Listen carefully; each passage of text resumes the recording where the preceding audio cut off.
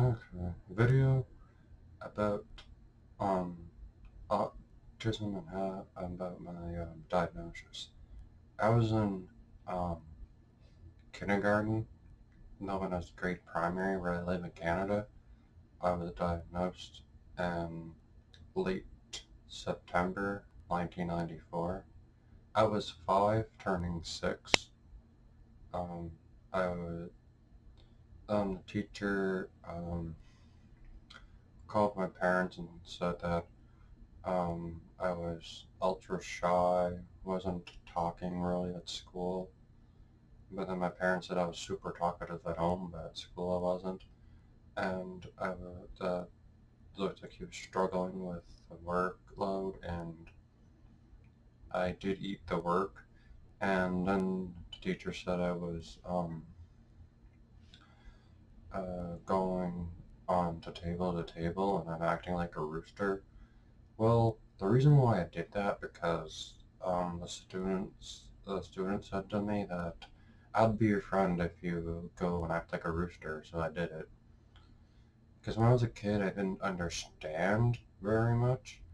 Then I was sent to the IWK for testing from a psychiatrist by Dr. Cornwall.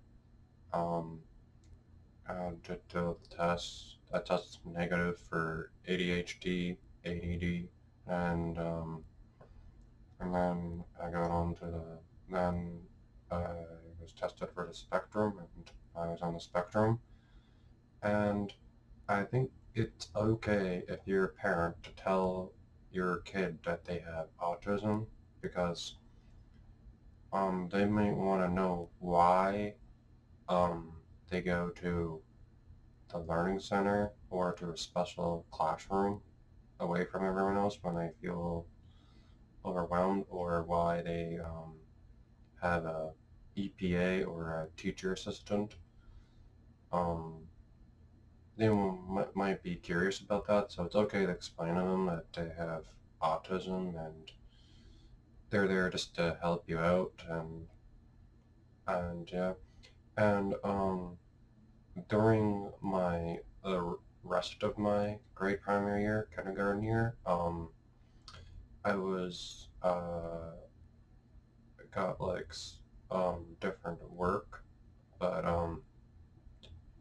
and then in spring of '95, I was being tested for whether to be on the IPP or not, and I got put onto the IPP, and um, because I tested positive for the BIPP, and then my grade 1 year I had my first EPA, and because in primary the school board was testing me and to see whether I needed support or not, and I tested yes. And growing up with autism, it was very good. Yes, I might have had some struggles, like um, uh, I remember I would get super angry when someone would tease me because I really didn't understand. And even today, I don't really understand when someone's teasing me. I kind of get frustrated, but I don't get um, like a bad anger temper. When I was a kid, I had a super bad temper. It's probably part of having autism, and I needed to learn how to manage anger. But anger is a normal human emotion, and it's good just to let it out, but don't harm anyone. Maybe just hold onto a pillow and scream into it, or not that. But in junior high was really rough for me. Those 3 years were like probably the worst 3 years of my life.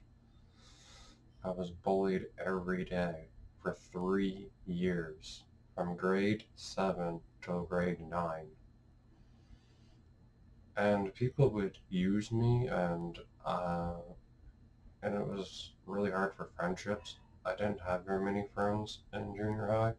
High school I had more friends, and high school was a bit easier, and I really enjoyed school then. And then when I graduated, I was kind of sad in a way because I didn't know what I wanted to do.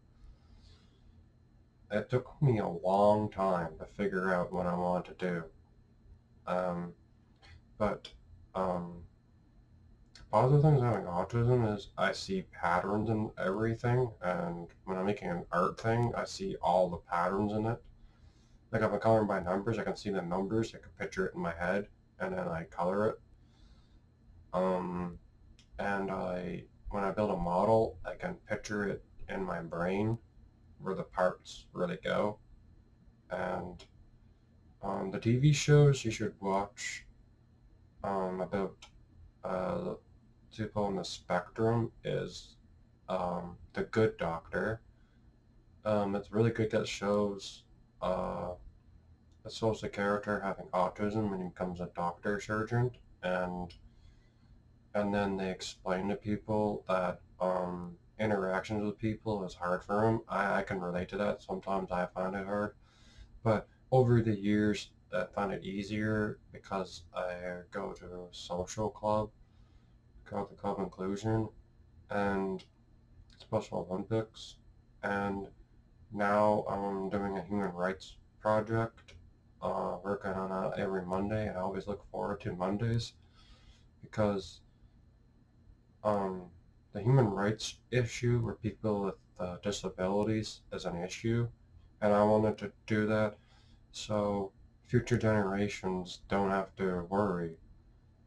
Because my generation, the millennials, and the help of Generation X, we can stop it because the baby boomers didn't do it, so now I can with Generation X. Because uh, the millennials and Generation X are taking over the world, so we can change the world in a good way. And sometimes I don't really like change. Like this year has been very rough on me. I didn't really like it. Cause, and I really wanted to hang out with um, some people. I'm glad I can do that now because it's safer um, and having autism is good. I know some days I get sensory overload. I'll go more into that next week. What sensory overload is. Yesterday I had sensory overload, and it's probably because I had my mask on and then I took it off and I had to take a picture ID and the flashlight, and then when I got to work I was kind of in sensory overload, but I was counting down in my head from 10 and I was trying to, and then I calmed down, and I know ways of doing that. I will explain that next week, and um, I like doing vlogs like this to show people about autism.